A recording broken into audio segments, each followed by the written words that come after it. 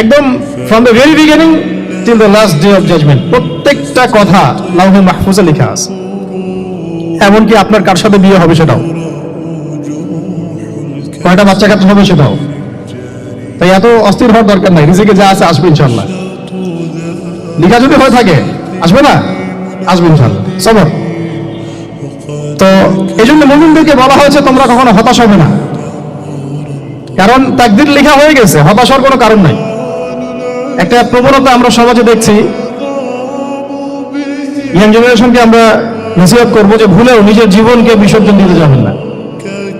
আল্লাহ রাব্বুল আলামিন আপনাদেরকে সৃষ্টি করেছেন তার ইবাদত করার জন্য এবং তার জমিনে তার দিনটাকে প্রতিষ্ঠা করার জন্য। হেলায় খেলায় আপনার জীবনটা নষ্ট করবেন না, ঠিক আছে ভাই? আল্লাহ বোঝার তৌফিক দান করেন। তো কলম সৃষ্টি করার পরে কিয়ামত পর্যন্ত সব লেখা হয়ে গেছে। এখন আমাদের এই পৃথিবীতে তো মানুষ ছিল না, ছিল? এদিকে মনোযোগ দেন। এই পৃথিবীতে কি আগে মানুষ ছিল? এই পৃথিবীতে আগে কি ছিল তাহলে বলেন?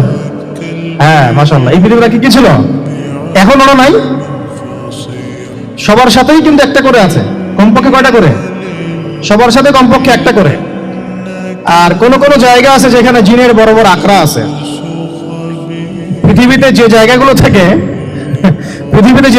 থেকে ইসলাম বিরোধী অপতৎপরতাগুলো চলে, ওখানে জিনের আখড়া বেশি হয়। কথা বুঝতে পারছেন? তো জিন জাতিকে আল্লাহ পাক ধ্বংস করে দিয়েছেন তাদের পাপের কারণে, আল্লাহ দ্রোহিতার কারণে, অবাধ্যতার কারণে। এখন আল্লাহ রাব্বুল আলামিন ইরাদা করলেন পৃথিবীতে আমাদেরকে সৃষ্টি করবেন, মানে মানুষকে সৃষ্টি করবেন। আল্লাহ পাক তার সমস্ত ফেরেশতাদেরকে একত্রিত করলেন। ঘটনাটা কিন্তু খুব ইন্টারেস্টিং। আমি জানি এখানে ওলামায়ে কেরামও আছেন, তবে আমি সবার জন্য প্রযোজ্য হয় এমন কথা বলারই চেষ্টা করছি, কারণ অনেকে হয়তো এগুলো নাও জানতে পারে। তো আল্লাহ পাকের ভাষায় আমি যদি বলি, আল্লাহ রাব্বুল আলামিন বলছেন, বা'দা আউযু বিল্লাহি মিনাশ শাইতানির রাজীম, وَإِذْ قَالَ رَبُّكَ لِلْمَلَائِكَةِ إِنِّي جَاعِلٌ فِي الْأَرْضِ خَلِيفَةً। হে নবী মুহাম্মদ সাল্লাল্লাহু আলাইহি ওয়াসাল্লাম, তুমি স্মরণ করো সেই সময়ের কথা যখন আল্লাহ তোমার রব সমস্ত ফেরেশতাদেরকে ডেকে বলেছিলেন যে ইন্নী জাইলুন ফিল আরদি খলিফা, আমি জমিনে মানে পৃথিবীতে আমার খলিফা পাঠাতে চাই। কি পাঠাতে চাই? আরো জোরে বলেন। আল্লাহ পাক বলেননি পৃথিবীতে মানুষ পাঠাতে চাই, পৃথিবীতে নতুন কোন মাখলুক পাঠাতে চাই। আমাদেরকে আল্লাহ পাক সম্মানের শব্দে সম্মানিত করেছেন, বিশেষায়িত করেছেন। আমাদেরকে বলেছেন আমরা আল্লাহর খলিফা, আমরা আল্লাহর খলিফা। এখন আমরা আল্লাহর খলিফা, কিন্তু পৃথিবীতে মানুষ খিলাফা শব্দ সহ্য করতে পারে না। হ্যাঁ, কি অদ্ভুত না? এটা কোরআনের কি শেষের দিকে আছে না প্রথম দিকে আছে? সূরা বাকারার একদম শুরুর দিকে 3, 4, 5টা পৃষ্ঠা উল্টালে দেখবেন এই একটা আছে। কোরআন তাহলে শুরু থেকে কখনো খুলেও দেখেনি সে ব্যক্তি, প্রমাণ হলো এটা, খুলেও দেখে না, অথবা দেখলেও সে এড়িয়ে গেছে। আল্লাহ পাক আমাদেরকে বললেন যে পৃথিবীতে আমি আমার খলিফা পাঠাতে চাই। তাহলে আদম আলাইহিস সালামকে আল্লাহ পাক মুহাব্বতের শব্দে, সম্মানের শব্দে বিশেষায়িত করলেন কি বলে? সুবহানাল্লাহ, সুবহানাল্লাহ। আর খলিফা কাকে বলে এটা আমি আপনাদেরকে বোঝাচ্ছি একটা দোয়া থেকে। এই যে গাড়িতে করে আমরা বাসা থেকে আসলাম বা যখন কোনো সফরে যাই, আমরা একটা দোয়া পড়ি, সুবহানাল্লাযী সাখখারা লানা হাযা ওয়া মা কুননা লাহু মুকরিনিন ওয়া ইন্না ইলা রাব্বিনা লামুনকালিবুন। এতটুকু তো পড়ি নাকি? ভাইগুলো পড়তে হবে। ওই মনে এসেছি শুধু লেকচার শোনার জন্য না, ছবি তোলার জন্য না, আজকে জীবনটা পরিবর্তন করার নিয়ত করে যাইতে হবে, ঠিক আছে ভাই? বই প্রকাশ করা, ছাপানো, বিক্রি করা, লেখা, এর চেয়ে বড় কথা আমার জীবনটা ইলমের আলোয় আলোকিত করা। আমি বই লিখলাম ধরেন একটা, আমার মধ্যে সেই আমল নাই, লাভ নাই? লাভ আছে? আমি বই ছাপাইছি 100, 200, 500, 1000, আমি নিজেই আমল করি না, হবে? আগে আমল জরুরি। ইলমের সাথে আমলটা খুব বেশি জরুরি। আলেম তাকেই বলা হয় যে ইলম অনুযায়ী আমল করে।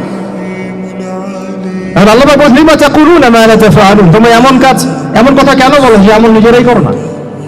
কাবুরা মাকতান ইনদাল্লাহ আন তাকুলু মা লা তাফআলুন, আল্লাহর কাছে সবচেয়ে গর্হিত একটা অপরাধ তোমরা একটা কথা বলবা কিন্তু আমল করবা না।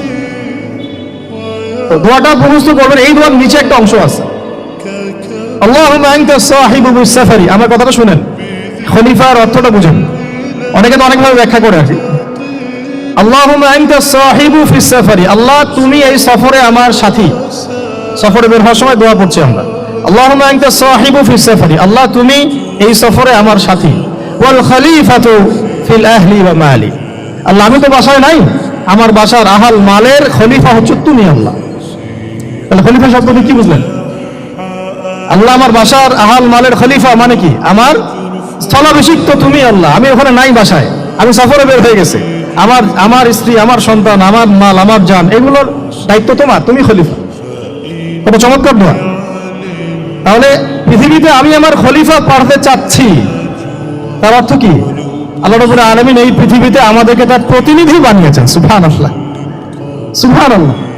তাহলে আমরা নিজেদের আত্মপরিচয় ভুলে গেলাম যে আমরা আল্লাহর প্রতিনিধি পৃথিবীতে, তাই না? আমরা এখন আব্রাহাম লিঙ্কনের পূজা করতেছি। আব্রাহাম লিঙ্কনের পূজা তো বুঝেন না আপনারা, এটা হচ্ছে ওই যে সকল ডেমোক্রেসির পূজা।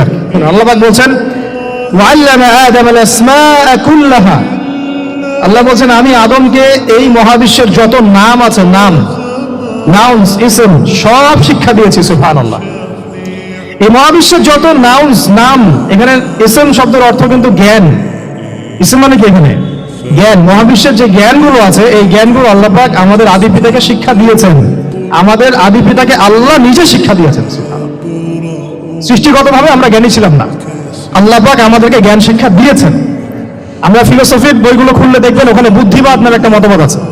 মানে তারা বলে যে মানুষ সৃষ্টিগতভাবেই একজন বুদ্ধিদীপ্ত প্রাণী। এটা ভুল কনসেপ্ট। সৃষ্টিগতভাবে আমাদের মধ্যে জ্ঞান ছিল না, আল্লাহ পাক আমাদেরকে জ্ঞান শিক্ষা দিয়েছেন। বুঝতে পারছেন? একটা মতবাদ তাদের আছে অভিজ্ঞতাবাদ, মানে মানুষ অভিজ্ঞতা থেকেই শিখে। আরেকটা আছে সমন্বয় মতবাদ, আপনারা দেখলো অনেকে পড়েছেন হয়তো। এর বাইরে যে একটা মতবাদ আছে যে আল্লাহ পক্ষ থেকে ওহী ভিত্তিক মানুষ জ্ঞান শিখে, এই মতবাদ কোনো দার্শনিকের বইয়ে স্থান পেল না। কি আফসোস, কি আফসোস। অথচ মুসলিম হয়ে দার্শনিক তারা। আমরাও পড়েছি ভাই 4 বছর। এই কারণে গেলে কি আফসোস, আল্লাহ পাকের ওহীর পক্ষ থেকে যে জ্ঞান আসতে পারে এইটা কনসেপ্টই নাই।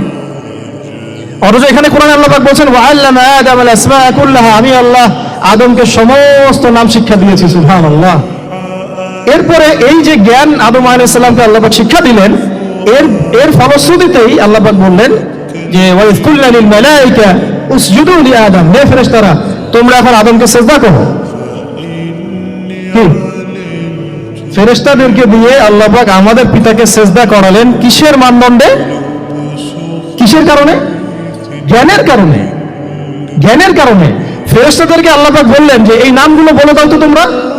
তারা বলতে পারলো না, তারা বললো লা ইলম আল্লাহুম্মা লা ইলমা লানা ইল্লা মা আল্লামতানা, আল্লাহ আমাদের তো সেই জ্ঞান নাই, শুধু ওইটুকু জ্ঞান আছে যে আপনি আমাদেরকে শিখিয়েছেন। তখন আল্লাহ পাক বলেছিলেন যে আমি যা জানি তোমরা তা জানো না, আমি কি বলি নাই যে আমি আসমান জমিনের গায়েবের সব খবর জানি? তখন আল্লাহ বললেন যে তোমরা সবাই সিজদা করো আদমকে। তাহলে আমাদের পিতাকে খলিফা করা হলো, জ্ঞান শেখানো হলো, আল্লাহ পাক নিজে শেখালেন, ফেরেশতার মণ্ডলীদের দিয়ে সিজদা পর্যন্ত করালেন কিসের মানদণ্ডে? আরো আসতে বলেন, জ্ঞানের মানদণ্ডে। এখন যদি আমরা একটু প্রশ্ন ছুড়ে দেই নিজ নিজ বিবেকে, আমরা কি সেই ওহীর 10টা সূরাও শিখেছি?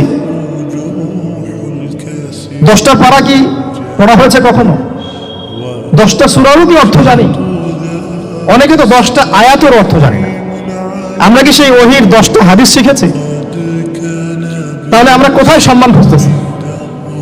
পশ্চিমাদের কাছে? বলেন। সত্যি সবচেয়ে আফসোস লাগে আমার একটা জিনিস, যে মুসলিমরা আমরা এখন আমাদের আত্মপরিচয় ভুলে যাচ্ছি। আল্লাহ পাক আমাদেরকে যেখানে সম্মান রেখেছেন ওইখানে সম্মান না খুঁজে আমরা অন্যের দাসত্বের সম্মান খুঁজতেছি। আল্লাহ আমাদেরকে বোঝার তৌফিক দান করেন। এটা অজ্ঞতার কারণে হচ্ছে। আমাদের কাজ তাদেরকে সচেতন করা বা তাদেরকে মেসেজ পৌঁছে দেয়া। আমরা উগ্র পন্থা অবলম্বন করব, আমরা হিকমার সাথে প্রজ্ঞার সাথে মানুষকে বোঝানোর চেষ্টা করব, এগুলো বোঝানোর অংশ। এখন আচ্ছা একটা কথা আপনাদেরকে বলি, একটা কথা মাঝখানে মিস হয়ে গেছে। এই যে আল্লাহ পাক আমাদেরকে খলিফা করে পাঠিয়েছেন, খলিফার কাজ কি? প্রশ্ন না? আমাদের কাজ কি তাহলে? এই কাজটা আল্লাহ পাক আবার ব্যাখ্যা করেছেন সূরা সাদের মধ্যে। কোন সূরায়? সূরা সাদ। সাদ নামে একটা সূরা আছে। সূরা ইয়াসিনের আগে পরে পাবেন। তো এখানে আল্লাহ পাক আরো একজন নবীকে তার খলিফা বলেছেন, সেই নবীর নাম দাউদ আলাইহিস সালাম। কি নাম? আর দাউদ আলাইহিস সালাম কিন্তু এই জেরুজালেম থেকে, যেখানে এখন ওই জায়নিস্টরা বম্বিং করে আর কি, নিরীহ মুসলিমদেরকে হত্যা করে বিগত 70 বছর থেকে, ওই জেরুজালেম থেকে কিন্তু দাউদ আলাইহিস সালাম বিশ্ব শাসন করেছিলেন। তার পরবর্তীতে তার সন্তান সুলাইমান আলাইহিস সালামও কিন্তু ওখান থেকেই বিশ্ব শাসন করেছিলেন। আর এখনকার বনু ইসরাইল দাবিদার এই জায়নিস্টরা, তারাও কিন্তু ওই ফিকিরি করছে, ওখান থেকে তারা বিশ্ব শাসন করতে চায় এবং তারা মনে করে তাদের একজন মাসিহ আসবে, সেই মাসিহ আসলে তারা বিশ্ব শাসন করবে। আমরা সেই মাসিহের নাম জানি মাসিহুদ দাজ্জাল। কি নাম? এই দাজ্জালকে ওরা ওদের সত্য মাসিহ মনে করে, আমরা জানি হচ্ছে মিথ্যা ভণ্ড প্রতারক মাসিহ, অথচ ওরা মনে করে এটা হচ্ছে সত্য মাসিহ। এই জায়গায় তারা ধোঁকা খাচ্ছে। অথচ সত্য মাসিহ হচ্ছেন ঈসা আলাইহিস সালাম, যিনি আবার শেষ জামানায় আসবেন এবং তার হাতেই এই মাসিহুদ দাজ্জাল মারা যাবে এবং তারপরে পুরো বিশ্বে আবার ওই খেলাফা কায়েম হবে, ওই যে খলিফা, ওটা সারা বিশ্বে কায়েম হবে। এই টাউন হলও বাদ যাবে না ইনশাআল্লাহ। এটা মানুষ মানতে চাচ্ছে না, কিন্তু মানুষ না মানলে কি? আল্লাহ পাকের নকশায় সব আঁকা আছে কখন কি হবে। কে কে কল্পনা করেছিল যে আজকে আপনারা বসে এখানে দিনের আলোচনা করবেন? হ্যাঁ, কল্পনা করা যায় তো? যে শব্দগুলো আপনারা বলছেন এগুলো বললেই তো নাই গায়ে, এখন বলছেন। কেউ কি কল্পনা করেছিল যে হঠাৎ করে এমন একটা সময় চলে আসতে পারে? কেউ কিন্তু কল্পনা করেনি, আল্লাহ পাকের নকশায় ছিল। এখানে আমাদের একটা আফসোসের কথা, এখানে মাস্টারমাইন্ড আল্লাহ রাব্বুল আলামিন। প্রকৃত মাস্টারমাইন্ড কে? আমরা ক্রেডিট নেওয়ার প্রতিযোগিতায় ব্যস্ত হয়ে আছি এখন, কার কত ক্রেডিট নেওয়া যায়। এখানে এত ক্রেডিট পাওয়ার যোগ্য কেউ না, সমস্ত ক্রেডিট কার? আল্লাহ রাব্বুল আলামিন। এটা আল্লাহর সাথে গাদ্দারি করতে যায় না, তাহলে ভুলে যাবে। কারণ আমি বারবার বলেছি আপনাদেরকে, কোরআন থেকে একটা শিক্ষা আমরা শিখেছি, একটা কওম যখন মাজলুম থাকে, দুর্বল মাজলুম জুলুমের শিকার হচ্ছে, আল্লাহ পাক সেই কওমটাকে বাঁচান, কোনো না কোনো একজন ত্রাণকর্তাকে পাঠান, কোনো একটা সূরতে আল্লাহ পাক সেই কওমকে বাঁচায় দেন। আবার যদি এই নিয়ামতটা পাওয়ার পরে ওই কওম আবার এই জুলুম শুরু করে, আবার আল্লাহ দ্রোহিতা শুরু করে, আল্লাহ পাক তার চেয়ে বড় জালেম চাপাই দিন। কথা বুঝতে পারছেন? আল্লাহর সাথে গাদ্দারি করতে যাই না, আল্লাহ পাক আমাদেরকে বোঝার তৌফিক দান করেন। খলিফার কাজটা কোথায় পাবেন? কোন সূরায় ভাই বলেন? সূরা সাদে আল্লাহ পাক দাউদ আলাইহিস সালামকে খলিফা সম্বোধন করে বলছেন, ইয়া দাউদ, কি চমৎকার আহ্বান! ইয়া দাউদ, হে দাউদ, ইন্না জাআলনাকা খলিফাতান ফিল আরদ। দেখো, আমি আল্লাহ তোমাকে পৃথিবীতে খলিফা করেছি। কি করেছি? খলিফা করেছি। তোমার কাজ কি শোনো। ফাহকুম বাইনান নাসি বিল হক। বোঝার চেষ্টা করেন একজন খলিফার কাজ কি। খলিফা মানে আল্লাহর প্রতিনিধি, জমিনে যে দায়িত্বশীল, অন্য মানুষের উপরে যে দায়িত্বশীল, তার কাজ ফাহকুম বাইনান নাসি বিল হক, মানুষের মাঝে ন্যায় বিচার প্রতিষ্ঠা করবে, এটা তোমার কাজ। তাহলে এখন যারা আমরা এই জায়গায় আছি বা ভবিষ্যতে আসব, আরো কাল আগাতে থাকবে, সময় আগাতে থাকবে, নতুন নতুন নেতৃত্ব আসবে, সবার ফাংশন একটাই, ফাহকুম বাইনান নাসি বিল হক। আমাদের কাজ হবে মানুষের মাঝখানে কি করা? ন্যায় বিচার, বিচার ফয়সালার ক্ষেত্রে ইনসাফ করা, ন্যায় বিচার করা। ন্যায় বিচারটা এখন জাদুঘরে আছে নাকি? হ্যাঁ, কোন কোন ক্ষেত্রে আমরা চাই না যে ন্যায় বিচার জাদুঘরে যাক, আমরা চাই আবারও ন্যায় এবং সাম্যের সমাজ প্রতিষ্ঠা হোক। ইনশাআল্লাহ এরপর থেকে আমরা কোনো অন্যায় সহ্য করব না। ইনশাআল্লাহ এরপর থেকে আমরা কোনো জল্লাদতন্ত্র কায়েম করতে দিব না। আমাদের যা আছে তাই নিয়ে প্রতিবাদ হবে ইনশাআল্লাহ। কারণ এখনকার প্রজন্ম প্রতিবাদের ভাষা বুঝে। এখন যদি আপনারা আবার সেই প্রাচীন জুলুমের তন্ত্রে মন্ত্রে ফিরে যান, তাহলে আল্লাহর গজব চলে আসবে, বড় গজব। তো খলিফার কাজ কি ভাই? কি কাজ বললাম বলেন?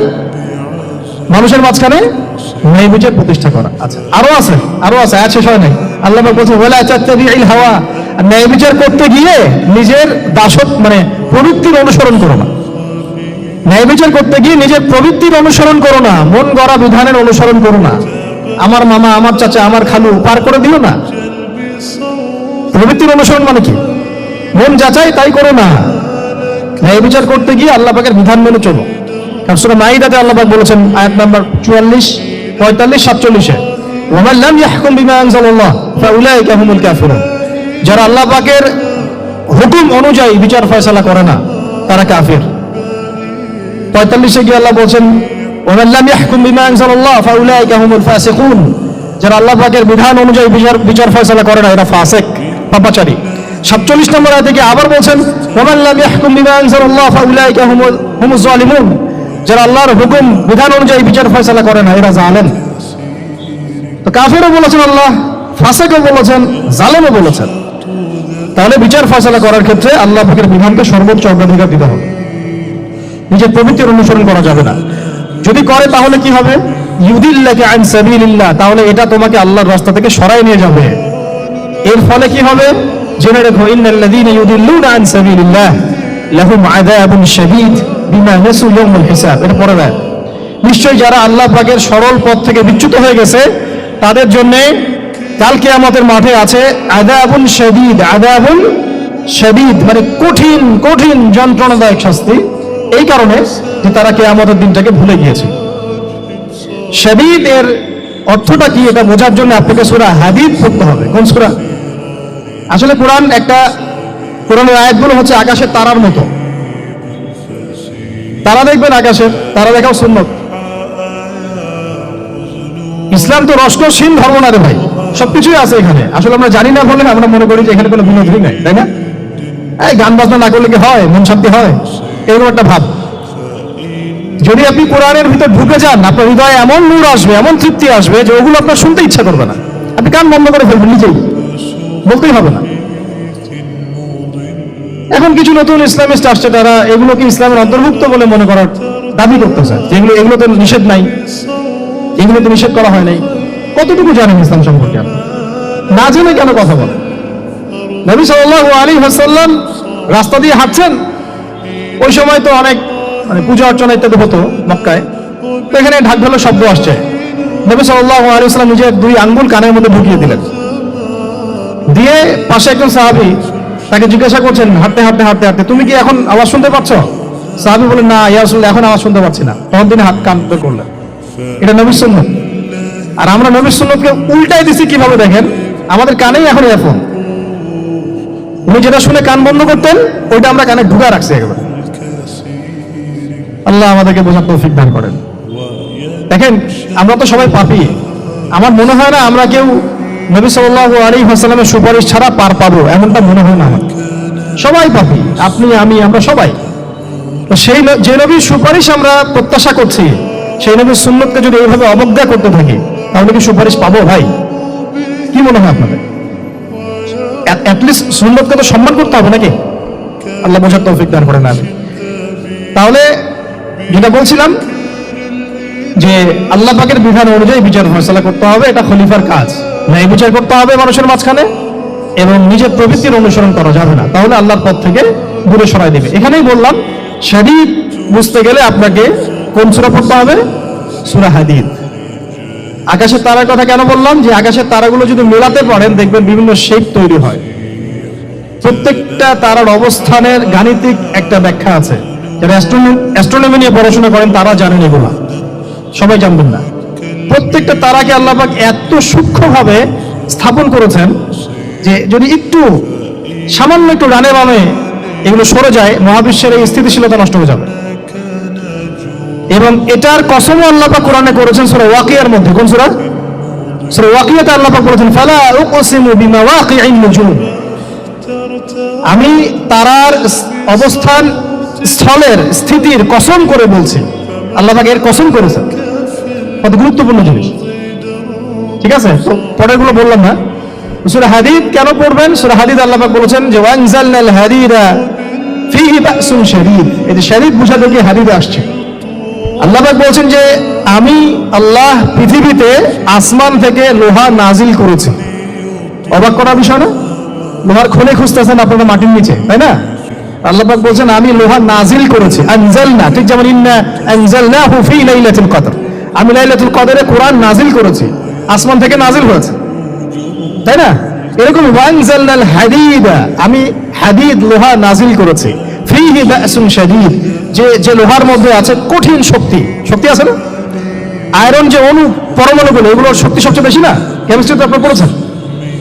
তাহলে এখন আল্লাহ পাক বলছেন কিয়ামতের দিন তাদের জন্য আযাবুন শাদীদ, যারা আল্লাহ পাকের খলিফার দায়িত্ব পালন করবে না, যারা খলিফার দায়িত্ব পেয়েও ন্যায় বিচার করবে না, ইনসাফ করবে না, প্রবৃত্তির অনুসরণ করবে, ঠিক আছে, আল্লাহর পথ থেকে বিচ্যুত হয়ে যাবে, তাদের জন্য কিয়ামতের মাঠে এই শাস্তি আছে। তাহলে আমরা কি খলিফা শব্দ বুঝতে পারলাম? আমাদের পিতা যে খলিফা, এটা কি বুঝতে পারলাম? তাহলে এখন বলেন তো, প্রত্যেক নবী কি আল্লাহর খলিফা ছিলেন না? ছিলেন কিনা? প্রত্যেক নবী কি আল্লাহর বিধান দিয়ে বিচার ফয়সালা করেন নাই? মানুষের মাঝখানে ইনসাফ করেন নাই? ন্যায় বিচার প্রতিষ্ঠা করেন নাই? এরপরে সাহাবায়ে কেরামের যুগে তারা কি ন্যায় বিচার প্রতিষ্ঠা করেন নাই? তাহলে হঠাৎ করে কি হলো বিশ্ববাসীর মধ্যে যে একেবারে কোরআন হাদিস এই মৌলিক বিষয়গুলো এগুলো সব পাশ কাটিয়ে আমরা মানব রচিত বিধানগুলোর দিকে চলে গেলাম? রহস্যজনক না বিষয়টা? এটা হচ্ছে দাজ্জালীয় একটা শাসন আসতেছে সামনে। দাজ্জাল নিজেকে খোদা বলে দাবি করবে, সে সমস্ত মানব জাতিকে বোঝাবে যে সেই খোদা, নাউযুবিল্লাহ। সে অনেক ভেলকি দেখাবে, মানুষকে তার দিকে টেনে নিয়ে আসবে, এমনকি সে এক হাতে জান্নাত এক হাতে জাহান্নাম নিয়ে ঘুরবে। নবীজি বলেছেন, যে তার জান্নাতে প্রবেশ করবে ওটাই তার জাহান্নাম, আর যে তার জাহান্নামে প্রবেশ করবে সেটাই হচ্ছে জান্নাত। তাহলে পুরো বিশ্ববাসীকে আল্লাহ থেকে দূরে সরিয়ে একটা গডলেস ওয়ার্ল্ডে রূপান্তরিত করার একটা তৎপরতা চলছে, লক্ষ্য করতেছেন না? এটা মূলত আপকামিং যে দাজ্জালীয় সভ্যতার ভবিষ্যৎবাণী নবীজি করেছেন, এই দিকেই ওয়ার্ল্ড যাচ্ছে, আস্তে আস্তে আস্তে আস্তে ওই দিকে যাচ্ছে।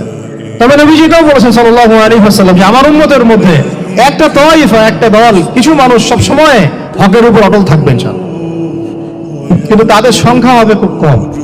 এখন আমাকে আপনারাই বলেন যে ওই হকের উপর অটল থাকতে হলে আমার সেই জ্ঞান লাগবে কি লাগবে না? বলেন, যে জ্ঞান আমাদের পিতাকে শেখানো হয়েছে, দেখবেন প্রত্যেকটা মানুষের মধ্যে কিছু প্রতিভা আছে, সৃজনশীলতা আছে, আছে না? একটা বুদ্ধিদীপ্ত একটা ধারণা মানুষের ভিতরে কাজ করে। এটা কোত্থেকে আসছে জানেন? আমাদের পিতার ডিএনএ থেকে আসছে। আমাদের পিতার ডিএনএ থেকে, আমরা কিন্তু সবাই তার সন্তান।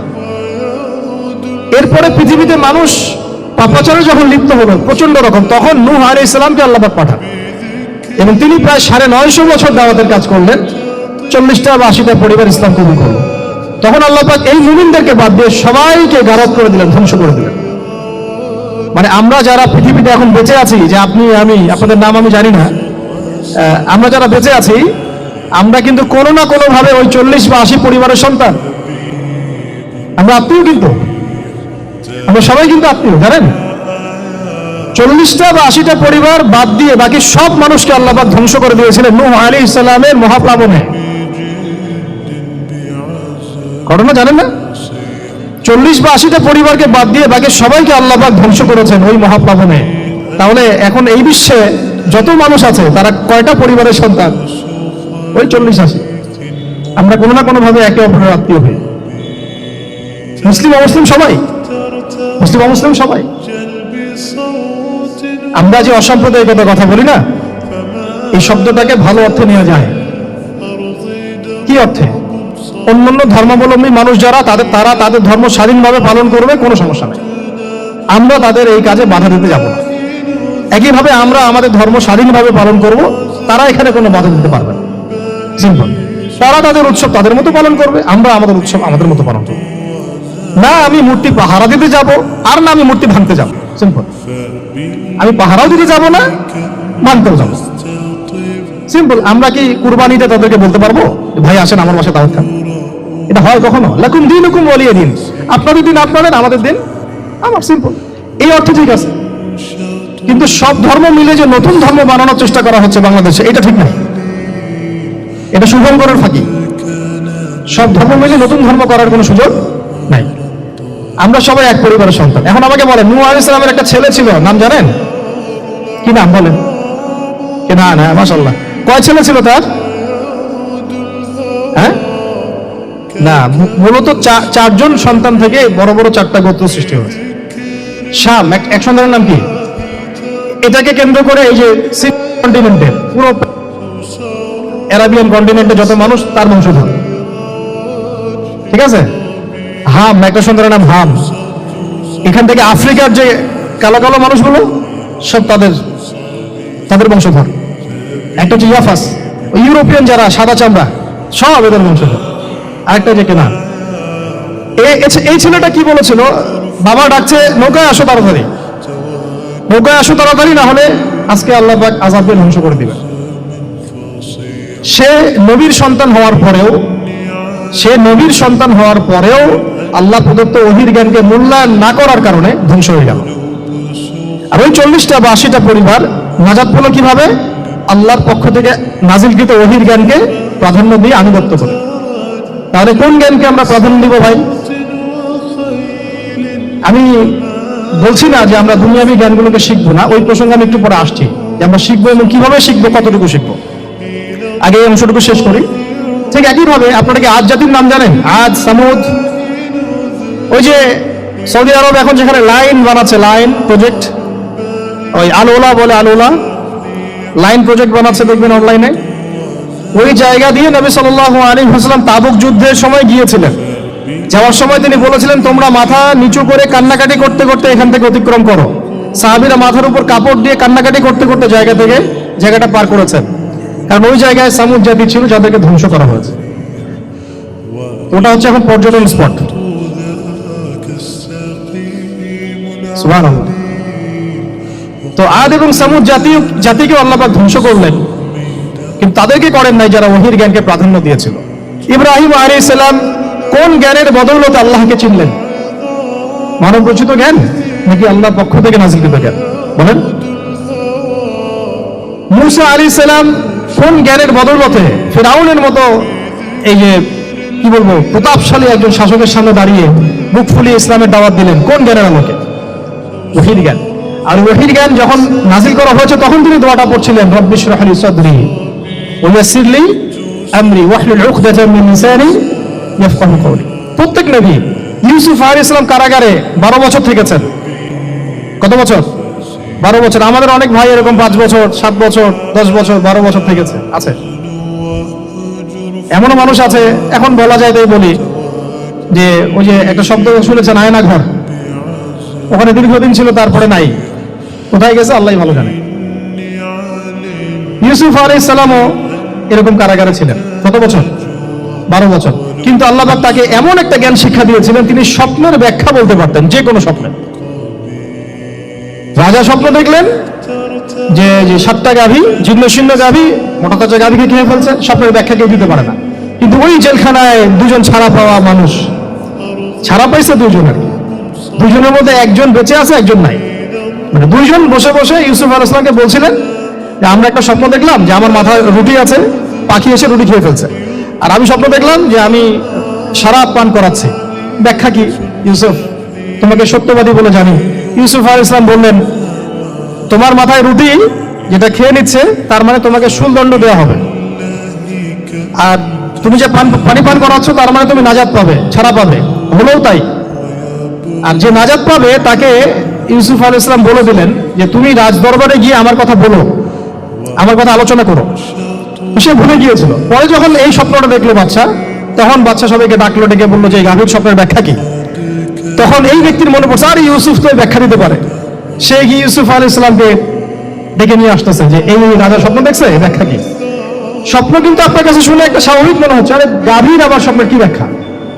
তখন ইউসুফ আলাইহিস সালাম ব্যাখ্যা দিলেন যে 7 বছর ফসল ফলবে আপনাদের এলাকায়, তারপরে 7 বছর হবে দুর্ভিক্ষের সময়। কিসের সাথে কিসের ব্যাখ্যা? এই জ্ঞান কে শিখালেন তাকে? এই ইন্টারপ্রিটেশনের জ্ঞান কে শিখালেন? তাহলে জ্ঞানের মূল উৎস কে? আমার কথা বলার উদ্দেশ্য কি বুঝতে পারছেন? যত জ্ঞান তার মূল উৎস কে? স্বপ্ন একটা জ্ঞান, যদি সেটা সত্য হয়। আর জেনে রাখবেন, কিয়ামতের আগে আগে মুমিনদের স্বপ্ন বেশি বেশি সত্য হবে। ঠিক আছে? মুসা আলাইহিস সালামকেও সেই আল্লাহ জ্ঞান শিক্ষা দিলেন। ঈসা আলাইহিস সালাম এই কুষ্ঠরোগীর গায়ে হাত বুলালে ভালো হয়ে যায়। হ্যাঁ, অন্ধ ব্যক্তির মানে চোখে হাত বুলালে ভালো হয়ে যায়। এমনকি মৃত ব্যক্তিকে তিনি বলছেন কুম বিইজনিল্লাহ, আল্লাহর হুকুমে দাঁড়িয়ে যাও, দাঁড়িয়ে গেল। এই জ্ঞান কে দিয়েছেন তাকে? দাউদ এবং সুলাইমান আলাইহিস সালাম এই যে পশু পাখির ভাষা বোঝেন, সুলাইমান আলাইহিস সালাম পিঁপড়ার ভাষাও বোঝেন। আপনাদের সায়েন্স কি পিঁপড়ার ভাষা বুঝে? হ্যাঁ, আমরা তখন সায়েন্সকে সবকিছুর মানদণ্ড মনে করি, তাই না? সায়েন্স যদি বলে হ্যাঁ তাহলে হ্যাঁ, না বললে না। মানে এমন একটা ভাব দেখেন, সায়েন্সকে আমরা ইলাহ বানাইছি, ইলাহ, উপাস্য। সায়েন্স যদি বলে যে পৃথিবী থেকে অমুক অমুক কোটি কোটি আলোকবর্ষ দূরে একটা গ্রহের সন্ধান পাওয়া গেছে, নাম দিল ধরেন যে আলফা এক্স ওয়াই জেড কিছু একটা, ওখানে হুরপড়ি আছে, হ্যাঁ ওখানে দুধের সাগর আছে, মধুর সাগর আছে, তো মানুষ তখন বিশ্বাস করা শুরু করবে, হ্যাঁ হ্যাঁ তাই তো থাকতেই পারে। নাসা বলেছে না হয়ে পারে, নাসা মন্তব্য করেছে না হয়ে পারে। ওরকম যদি বলে অনেক দূরে একটা আগুনের একটা বিশাল ইয়া পাওয়া গেছে, গ্রহ পাওয়া গেছে, ওখানে আযাব দেওয়া হয়, শাস্তি দেওয়া হয়, ওখানে অন্য মাখলুক আছে, ওদের ভাষায় এলিয়েন আর কি, মানুষ বিশ্বাস করে। আল্লাহ পাক কোরআনে বলছেন যে সুলাইমান আলাইহিস সালাম পিঁপড়ার ভাষাও বুঝতেন, ওই কথা বিশ্বাস করতে চাচ্ছে না। সুলাইমান আলাইহিস সালাম বাতাসে ফ্লাই করতে পারতেন, এটা বুঝতে পারতেছেন, বিশ্বাস করেন না। তাহলে ওই প্রযুক্তি না থাকলে এয়ারক্রাফট কিভাবে আবিষ্কার করলেন? যে প্রযুক্তিগুলো পৃথিবীতে চলে গেছে ইতিমধ্যে, ওগুলো ভবিষ্যতেও আসতে পারে। যেমন একটা প্রযুক্তির কথা বলি, সুলাইমান আলাইহিস সালাম বসে আছেন, একজনকে বললেন না সাবার রানী বিলকিসের সিংহাসন কে নিয়ে আসতে পারবে? একজন বললো যে আপনি উঠে দাঁড়াইতে যতক্ষণ সময় লাগে এর মধ্যে নিয়ে আসবো। আরেকজন বললেন যে না আপনি চোখের পলক ফেলতে যতক্ষণ লাগে এর মধ্যে দেখবেন সিংহাসন সামনে। সুবহানাল্লাহ, কি প্রযুক্তি! বলেন এই প্রযুক্তির সামনে কি বিশ্ববাসী যেতে পেরেছে? দেখেন সুলাইমান আলাইহিস সালামের বাতাসে ফ্লাই করাটা কিন্তু এখন পৃথিবীতে খুব কমন হয়ে গেছে, আমরা সবাই ফ্লাই করতেছি বাতাসে, তাই না? যদি আপকামিং কোনো সময় আপনি দেখেন যে এইরকম চোখের পলকেই একটা বস্তু আরেকটা জায়গা থেকে এক জায়গায় চলে আসতেছে, আমি অবাক হব না ইনশাআল্লাহ। কারণ কোরআনে অতীতে এই ঘটনার দলিল আছে। বুঝতে পারতেছি না? এক কথায় সমস্ত জ্ঞানের মূল উৎসকে। এরপরে আসেন, অত আর লম্বা করছি না, আমাদের নবী মুহাম্মদ সাল্লাল্লাহু আলাইহি ওয়াসাল্লাম আসেন, আমরা তো তার উম্মত। 23 বছরে, একটু মনোযোগ দেন, এটা আলোচনার লাস্ট পার্ট, ঠিক আছে? 23 বছরে তিনি পুরো জাহেলিয়াতকে পরিবর্তন করে দিয়েছেন। কত বছরে? 23 বছর। আপনারা কি জানেন যে আইয়ামে জাহিলিয়াতে আসলে কি কি সমস্যা ছিল? কেন ওই যুগটাকে আমরা জাহিলিয়াত বলি? বেসিক্যালি 5-6টা সমস্যা ছিল। কয়টা? 5-6টা। এক নম্বর শিরক। এক নম্বর কি? আমার সাথে বলেন। শিরক আমাদের ওয়ার্ল্ডে নাই, এটা গ্লোবাল শিরক চলতেছে এখন। শুধু ধর্মীয় শিরক চলতেছে না, কিন্তু এখন শিরক হচ্ছে পলিটিক্সে, শিরক হচ্ছে ইকোনমিক্সে, শিরক এডুকেশনেও আছে, শিরক কালচারের মধ্যেও আছে। কথাগুলো বুঝতে হবে একটু গভীর হবে। তখন সমস্যা ছিল রিবা, সুদ। এখন নাই। রিবা ছাড়া কোনো সিস্টেম আছে এখন ওয়ার্ল্ডে? আমি গতকালকে একটা হাদিস মোতালা করছিলাম সুদ সংক্রান্ত। নবীজি বলেছেন সাল্লাল্লাহু আলাইহি ওয়াসাল্লাম যে একটা যুগ আসবে সামনে, সুদবিহীন কোনো মানুষই চলতে পারবে না। যে চলতে চাইবে তার গায়েও সুদের ছিটা ফোটা গিয়ে লাগবে। আসে নাই সেই যুগ? সুবহানাল্লাহ, কিভাবে তিনি এত স্পেসিফিকলি কথাগুলো বলতে পারেন? নিশ্চয়ই তিনি এমন একজন সত্তার কাছ থেকে জ্ঞান পেয়েছেন যিনি সব জানেন, অতীত বর্তমান ভবিষ্যৎ, তাই না? এমনকি নবীজি বলেছেন ইমামুল মাহদির সময় যে 10 জন ঘোড়সাওয়ার বের হবে এবং তারা গিয়ে খোঁজ নিতে যাবে যে দাজ্জাল বের হয়েছে কিনা। নবীজি বলছেন আমি সেই 10 জনের নামও জানি, তাদের বাবার নামও জানি। সুবহানাল্লাহ, সুবহানাল্লাহ। কিয়ামতের মাঠে আলী রাদিয়াল্লাহু আনহু, আবু বকর রাদিয়াল্লাহু আনহু, ওমর, ওসমান রাদিয়াল্লাহু আনহুম আজমাইন, তাদের হিসাবটা কেমন হবে ওইটাও নবী সাল্লাল্লাহু আলাইহি ওয়াসাল্লাম আগেই বলে দিয়েছেন। সবচেয়ে দ্রুত হিসাব হবে এই উম্মতের আলী ইবনে আবি তালিব রাদিয়াল্লাহু আনহু। যাবেন বেরোবেন শেষ। কি মানুষ, তার জীবনীটা পড়ে দেখবেন।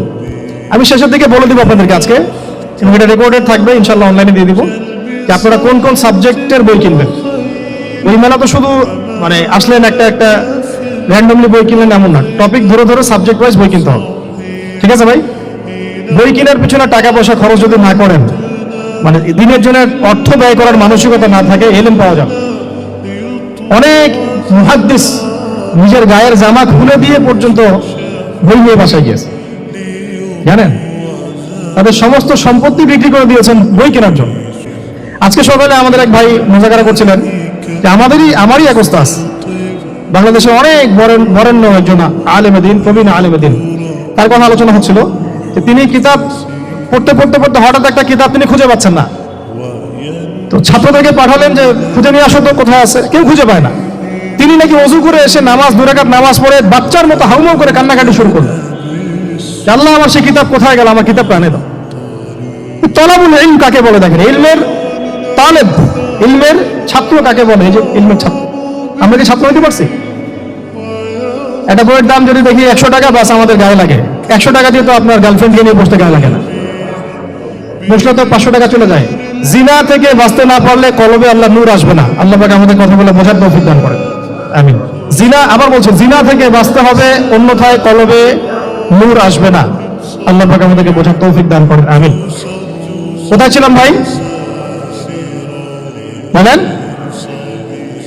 1 নাম্বার কি ছিল? শিরক। 2 নাম্বার রিবা, সুদ। ওইটা বলতে গিয়ে হাদিসটা কথা বলেছিলাম। এই সুদটা কি এখন বেশি না কম? এখন সুদ মানুষ খাচ্ছে, যুক্তিও দিচ্ছে যে এই যুগে এখন সুদ না খেলে কি চলে। একদিন একটা মসজিদে বয়ান করছিলাম, তো মসজিদে বয়ানের মাঝখানে একজন দাঁড়ায় গেল, দাঁড়ায় আমাকে বলছে যে ওস্তাদ হুজুর, বুঝলাম আপনার সব কথা ঠিক আছে, এখন আমার 1 লাখ টাকা ধার লাগবে, আমি কোত্থেকে নিব? বলেন আসলে উত্তর দিবেন কি? হ্যাঁ, সুদের ক্ষতিকর বিষয়গুলো যেমন বলতে হবে, সুদবিহীন ব্যাংকিং সিস্টেম এবং অর্থনৈতিক ব্যবস্থাও তো চালু করতে হবে। সেটা কি? সেটা হচ্ছে যাকাত। সেটা কি? যাকাত, সাদাকা এবং কর্জে হাসানা। এগুলো তো চালু করছি না আমরা। আমরা শুধু কথা বলছি তাত্ত্বিক যে সুদ হারাম। আমিও তো অনেক জায়গায় বলছি, কারণ বলতে হচ্ছে, ভাবে আপনার জানাতে তো হবে। সুদের পাপের সবচেয়ে নিম্ন শাখা হচ্ছে মায়ের সাথে জেনা করা, সর্বোচ্চ শাখা হচ্ছে আল্লাহ এবং তার রাসূলের সাথে যুদ্ধ করা।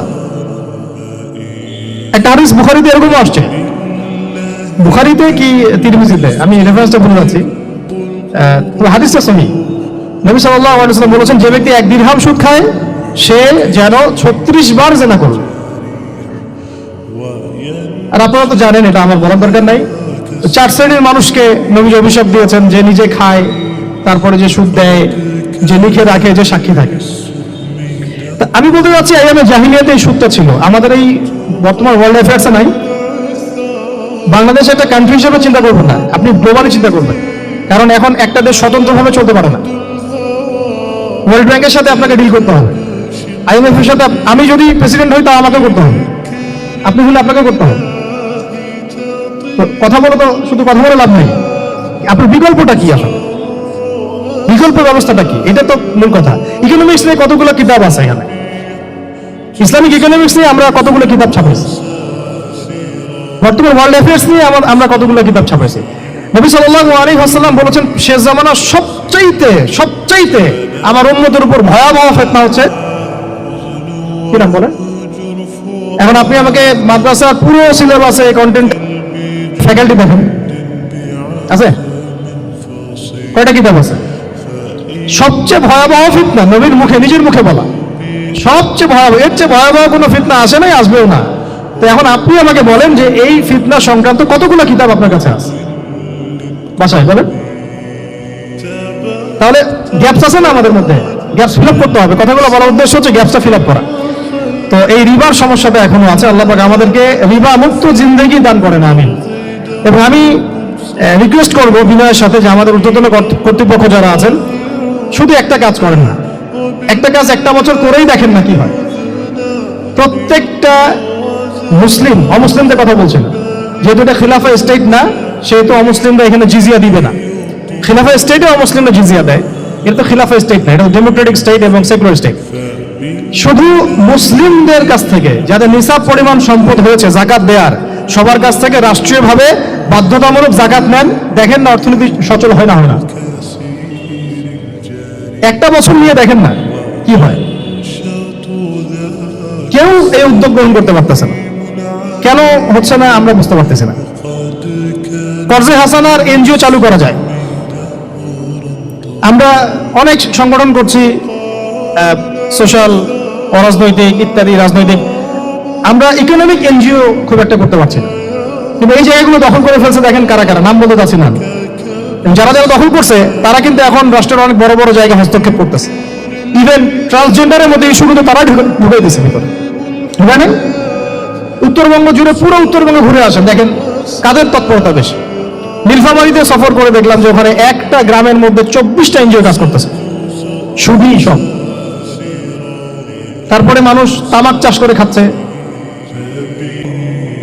একটা দল দাবি করতেছে নবী সাল্লাল্লাহু আলাইহি ওয়াসাল্লাম ছাড়াও আরো নাকি নবী আসতে পারে, নাউযুবিল্লাহ, এবং ওই যে মির্জা গোলাম আহমেদ তাদের অন্তর্ভুক্ত। মানুষ ওই দলের নাম লেখাচ্ছে চাকরির জন্য, ব্যবসা করতেছে তারা দেশের মধ্যে।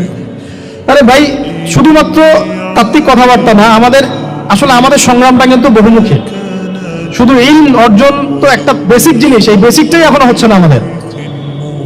ইলম অর্জনটা বেসিক জিনিস, এটাই হচ্ছে না। এরপরে আপনার অর্থনীতি সমৃদ্ধ করা, সংস্কার করা, সমাজ সংস্কার করা, রাজনৈতিক অঙ্গনগুলোর মধ্যে যে অরাজকতা, এগুলোকে সংস্কার করা, কত কাজ আমাদের। কিন্তু আমরা কিন্তু একটা জায়গাতেও স্থির নাই। ইভেন একটা মাসালাতেও আমরা এক জায়গায় আসতে পারতেছি না, ঐক্যবদ্ধ হতে পারতেছি না। আমরা খুবই ব্যাকডেটেড চিন্তা করতেছি এই জায়গাতে। অথচ আমাদের উচিত ছিল এই প্রবলেমগুলোকে আরো 30-40 বছর আগেই সলভ করা। তাহলে এখন হয়তো আপনি ভালো কিছু পেতেন। আমাকে একটা প্রতিষ্ঠান দেখান যেখানে নুরানি থেকে নিয়ে, মানে নুরানি থেকে দাওরা বা ক্লাস নার্সারি থেকে মাস্টার্স, এরকম সিলসিলায় ইসলামিক শিক্ষা এবং জেনারেল শিক্ষাকে একত্রিত করে একটা সিলেবাস মেনটেন করে পড়ানো হচ্ছে। আমাকে কয়েকটা প্রতিষ্ঠানের নাম বলেন, আমি ওখানে আমার মেয়েকে ভর্তি করাবো। আমাকে দেন, রেডিমেড দেন, আমার ছেলেকে ভর্তি করাবো। আমরা ফিকির করতেছি না। এটা হওয়া উচিত ছিল বিগত 30 বছর আগেই। আমি আপনাদেরকে বলি যে প্রকাশনা সংস্থার ভাইরা আছেন অনেকে এখানে। ধরেন আমাদের রংপুরের কোনো ভাই আপনাদেরকে পুরো 1 বিঘা জমি দিল, ধরেন 5 বিঘা জমি দিয়ে দিল, ঠিক আছে? আর আমরা সবাই মিলে দেশবাসীর কাছ থেকে টাকা কালেক্ট করে একটা কনস্ট্রাকশন দাঁড় করে প্রতিষ্ঠান দাঁড় করালাম, একেবারে অনার্স, মানে নুরানি থেকে নিয়ে, মানে প্লে গ্রুপ থেকে নিয়ে মাস্টার্স, এরকম ফ্যাকাল্টি আর কি করলাম। এখন ভাই, আপনারা যারা বই প্রকাশ করতেছেন, আমাকে কি আপনারা বই দিতে পারবেন? প্রত্যেকটা ক্লাসে আমি কোন কোন বই পড়াবো পারবেন? আমাকে কি সিলেবাস দিতে পারবেন? কথা বলেন। প্লে গ্রুপে কোন কোন বই পড়াবো আমাকে দেন, নার্সারিতে দেন, STD 1-এ দেন, 2-তে দেন, 3-তে দেন, 5-এ দেন, এভাবে আপনি আমাকে ক্লাস 10 পর্যন্ত দেন।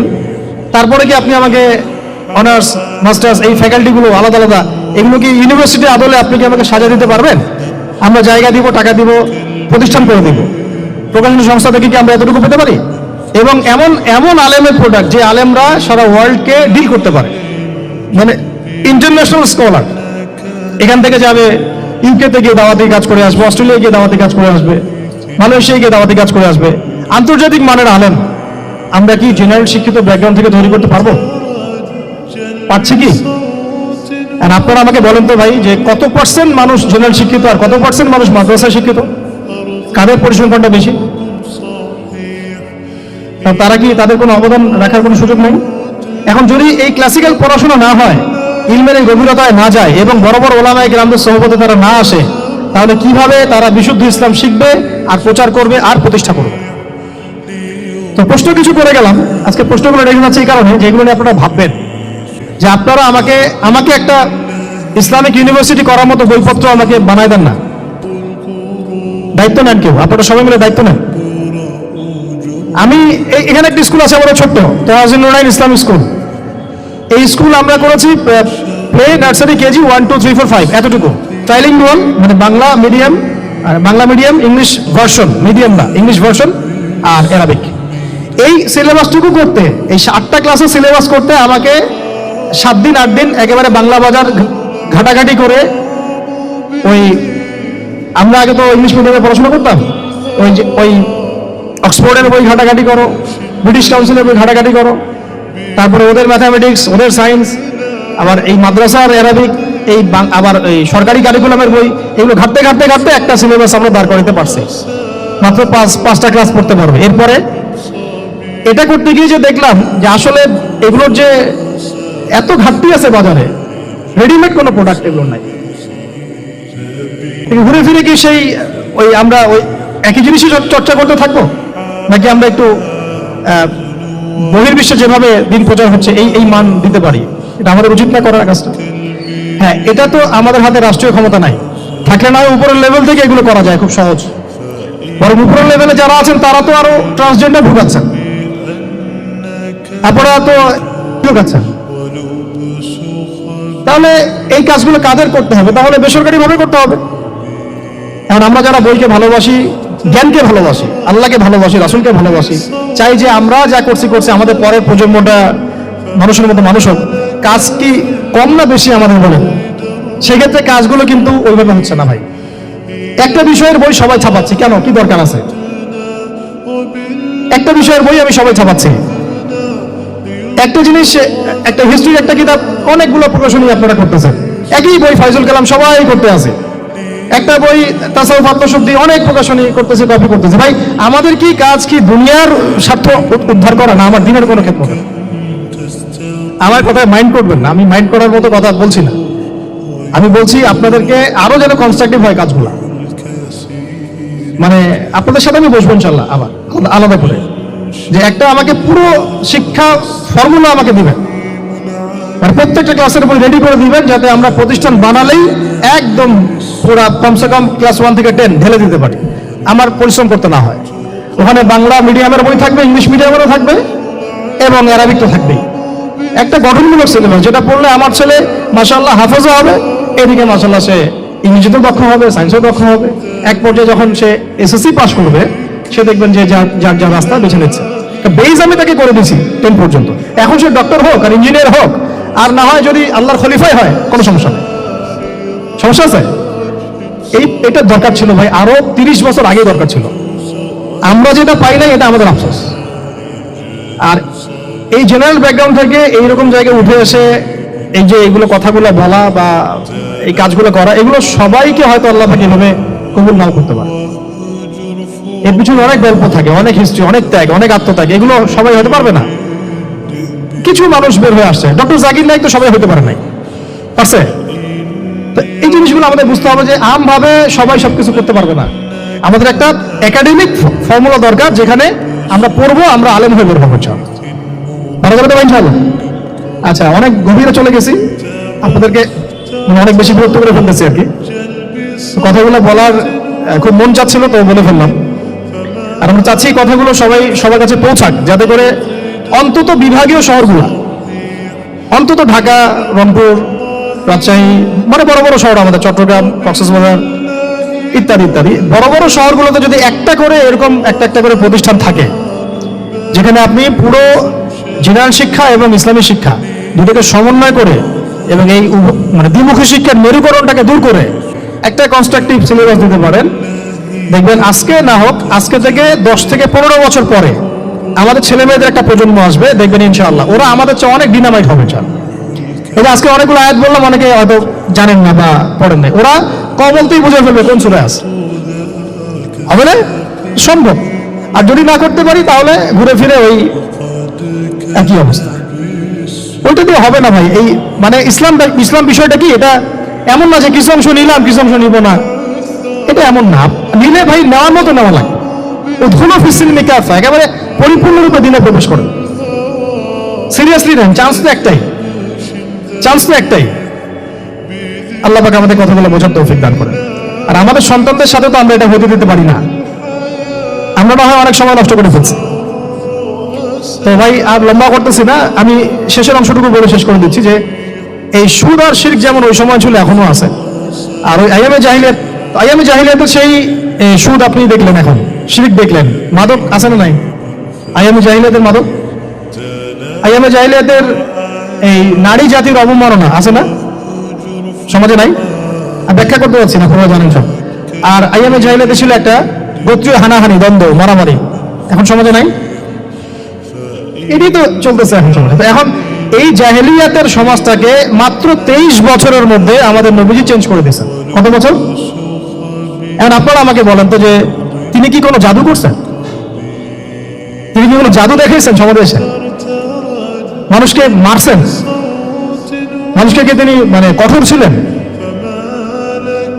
তিনি, তার কাছে আল্লাহর ফেরেশতা আসতো, তিনি কি সেই শক্তি কাজে লাগায় একদম সমাজের মানুষকে জোর করে ইসলাম কবুল করাইছেন? তিনি কি করছেন 23 বছরে? এটা বলে শেষ করে দেব। তবে তার আগে শুধু এতটুকু বলবো, 23 বছর পরের মক্কাটাকে একটু দেখেন। 23 বছরের পরের মক্কাটাকে একটু দেখেন। ওই মক্কাতে কি কোনো শিরক আছে? হ্যাঁ, 23 বছর পরের মক্কা, ওখানে কি কোনো শিরক আছে? ওখানে কি কোনো সুদ আছে? কোনো মাদক আছে? বলেন, কোনো নারীর অবমাননা আছে? কোনো গোত্রীয় হানাহানি আছে? 23 বছরের মধ্যে পুরো সমাজটাই চেঞ্জ করলেন কিভাবে? জাদু তো করেন নাই, মানুষকে তো অত্যাচার করেন নাই, কটু কথাও বলেন নাই, এমনকি তিনি কারো গায়ে হাতও তোলেন নাই, তাই না? একটা কাজই তিনি করেছেন, সেটা হলো এই যে কোরআন এবং সুন্নাহর যে জ্ঞান, এই ওহীর জ্ঞানটাকে তিনি সবার মাঝখানে ছড়াই দিয়েছেন, এই তো কাজ। তারপরে সেই জ্ঞান যখন মানুষ শিখেছে, তার উপরে আমল করেছে, এবং সেই জ্ঞান এর উৎস আল্লাহ রাব্বুল আলামিন, তার কাছে আত্মসমর্পণ করেছে, নবীর কাছ থেকে আত্মশুদ্ধি অর্জন করেছে, এবং হালাল খেয়েছে, পরিবার গঠন করেছে, প্রজন্মকে তৈরি করেছে, সৎ কাজে আদেশ করেছেন, অসৎ কাজে নিষেধ করেছেন, প্রয়োজনে কখনো হিজরত করেছেন, কখনো মার খেয়েছেন, কখনো সবর করেছেন, কখনো বা জিহাদও করেছেন। এভাবে আস্তে আস্তে পুরো আরবের মধ্যে দিনটা প্রতিষ্ঠা হয়ে গেল। তাহলে মূল উৎসটা কি ছিল? জ্ঞান। মূল উৎসটা কি ছিল বলেন? জ্ঞান। আর এই জ্ঞানটার চর্চাই আমাদের সবাইকে করতে হবে। আল্লাহ পাক আমাদেরকে তৌফিক দান করবেন। এখন চর্চা করতে গেলে আমাদের সমাজে এখন দুটো রাস্তা, এর বাইরে আপনি কোনো রাস্তা দেখবেন না, হয় মাদ্রাসা ব্যাকগ্রাউন্ড অথবা জেনারেল ব্যাকগ্রাউন্ড, এই তো। সমন্বিত কোনো প্রচেষ্টা খুব বেশি দেখা যাচ্ছে না। আজকে আমার কথা বলার মধ্যে একটা অন্যতম একটা গুরুত্বপূর্ণ পার্ট হচ্ছে সমন্বিত প্রচেষ্টা এখন থেকে নেওয়া উচিত। এতে আপনারা এগ্রি করেন না করেন না? যদি এগ্রি করেন তাহলে প্রত্যেকটা জায়গায় এরকম কিছু কিছু প্রতিষ্ঠান গড়ে তোলার চেষ্টা করেন। ইনশাআল্লাহ আজকে না হোক, আজকে থেকে 10-15 বছর পরে ফলাফল পাওয়া যাবে ইনশাআল্লাহ। ঠিক আছে ভাই? আল্লাহ পাক আমাদেরকে বোঝার তৌফিক দান করেন। শেষ করার আগে খালি কয়েকটা সাবজেক্ট বলবো। এখন যারা জেনারেল স্টুডেন্ট, আপনাদের তো মাদ্রাসা যাওয়ার কোনো সুযোগ নাই, বা গেলেও আপনারা একাডেমিক্যালি পড়তে পারেন না। তা আমি কয়েকটা সাবজেক্ট বলে দিচ্ছি, এই সাবজেক্টগুলো ধরে ধরে বই কিনবেন এই বইমেলা থেকে, ঠিক আছে? অন্তত প্রত্যেকটা সাবজেক্টের একটা করে বই কিনবেন। রাজি আছেন? রাজি নাই? অন্তত প্রত্যেকটা সাবজেক্টের একটা করে বই কিনবেন। সাবজেক্ট 1 নাম্বার হচ্ছে আল কোরআন। 1 নাম্বার কি? আপনাকে কোরআন তেলাওয়াত করা শিখতে হবে। কোরআন তেলাওয়াত শেখার কি বই আছে খুঁজে বের করেন। আর এটা একা শিখতে পারবেন না, এটা নিয়ে গিয়ে কোনো ওস্তাদের কাছে বসে পড়তে হবে। এটা খুব খেয়াল রাখবেন আপনারা। একা একা বই পড়ে কখনো আলেম হয়ে যাওয়া যাবে না, বরং তখন বিভ্রান্ত হওয়ার সুযোগ বেশি থাকবে। বই থাকবে, এটা আপনার গাইডেন্স, কিন্তু আপনার একজন মুরব্বী আলেম লাগবে। যে কোনো কাজ মুরব্বীদের সাথে মাশওয়ারা না করে করলেই সমস্যা। কারণ আমরা তো দিন সম্পর্কে তেমন কিছু জানিই না রে ভাই। সমুদ্রে ডুব দিলে বুঝবেন যে গভীরতা কত বেশি। এখন আমরা ডুবই দেই নাই, এই জন্য মনে হয় যে আমি সবই জানি। ঠিক আছে? ডুব না দিলে আমার কাছে মনে হয় যে আমি তো সবই জানি। ডুব দিলে বুঝবেন যে আপনি কিছুই জানেন না, আমি কিছুই জানি না। 1 নাম্বার সাবজেক্ট ভাই কোরআনের তেলাওয়াত শিখতে হবে। রাজি আছেন তো ইনশাআল্লাহ? তাহলে এই বইগুলো কিনেন। 2 নাম্বার হচ্ছে এই কোরআনের মানে ব্যাকরণ শেখার বইগুলো কিনবেন। কোরআনের ব্যাকরণ শেখার আরবি ভাষা সাহিত্যের বই কিছু কিনবেন। এই বইগুলো আপনাকে ওস্তাদদের কাছে গিয়ে পড়তে হবে, ঠিক আছে? এরপরে কিনবেন কোরআনের কিছু তাফসীর, সহজ। মনে করেন একটা তাফসীর নেন সহজ। কেউ মারিফুল কোরআন কিনেছেন, হয়তো কেউ সহজে অনুবাদ হয়েছে জালালাইন একটা কিনেছেন, কেউ হয়তো তাওজিহুল কোরআন কিনেছেন। একটা তাফসীর বাসায় রাখেন অন্তত, ঠিক আছে? এটা হলো 3টা। 4 নাম্বার হচ্ছে হাদিসের অন্তত একটা বই কিনেন আজকে। হাদিসের সহজ কিতাব কিনবেন। অনেকে দেখা যায় যে ভাই একেবারে হেদায়েত পেয়ে সহিহ বুখারী নিয়ে বসে যান। একেবারেই গলত কাজ আপনাদের, একেবারেই গলত কাজ। সহিহ বুখারী পড়তে গেলে 12 বছর সময় লাগে মানুষের। ওই লেভেলে যাইতে একটা মানুষের 12 বছর সময় লাগে। ওটা সবার প্রথমে ওটা খুললে তো আপনি হাদিস বুঝবেনই না, মনে হবে যে হাদিস কোরআনের সাথে সাংঘর্ষিক, এরকম মনে হবে। সহজ থেকে 1 লাফে কি আমরা ক্লাস 10-এ যাই? আগে তো ক্লাস 1-এ ভর্তি হয়েছেন, তাহলে হাদিসের শাস্ত্রে আসছেন, আগে বুখারী ধরতে গেলেন কেন? সবার আগে আপনি মৌলিক কিছু হাদিসে আরবাইন কিনেন, ফাজুল কালাম কিনেন। আস্তে আস্তে আপনি বুলবুল মারামে যান, রিয়াদুস সালিহিনে যান, মিশকাতে যান। আস্তে আস্তে আপনি তিরমিজি নাসাই করতে করতে সহিহ বুখারীতে যাবেন, সমস্যা নাই, ঠিক আছে? হাদিস আরেকটা বললাম, কটা হলো? 4টা-5টা। হ্যাঁ, আগে বলি কোরআন, আরবি ভাষা সাহিত্য, তারপরে তাফসীর আর হাদিস। 4টা বলেছে। 5 নাম্বার হচ্ছে সিরাত। 5 নাম্বার কি? নবীর জীবনী যে পড়ে নাই সে নবীকে চিনে না। নবীর জীবনী না পড়লে না কোরআন বুঝতে পারবে, না আর হাদিস বুঝতে পারবে। নবীর জীবনে অন্তত একটা বই কিনে যান এখান থেকে, অন্তত একটা। 60টা কি 70টা নবীর জীবনী আছে এই বইমেলাগুলোতে, খুলে দেখেন। আমার কাছে সবগুলোই আছে। এই চট্টগ্রামের ভাইরা যখন ছিলেন লালখানে কয়দিন আগে, আমি ভাইদের কাছ থেকে বই কিনেছি, নিজে কিনেছি প্রায় 70,000 টাকা একদিনে। আর ওনারা আমাকে হাদিয়া দিয়েছেন মনে হয় আরো 30,000 টাকা হবে।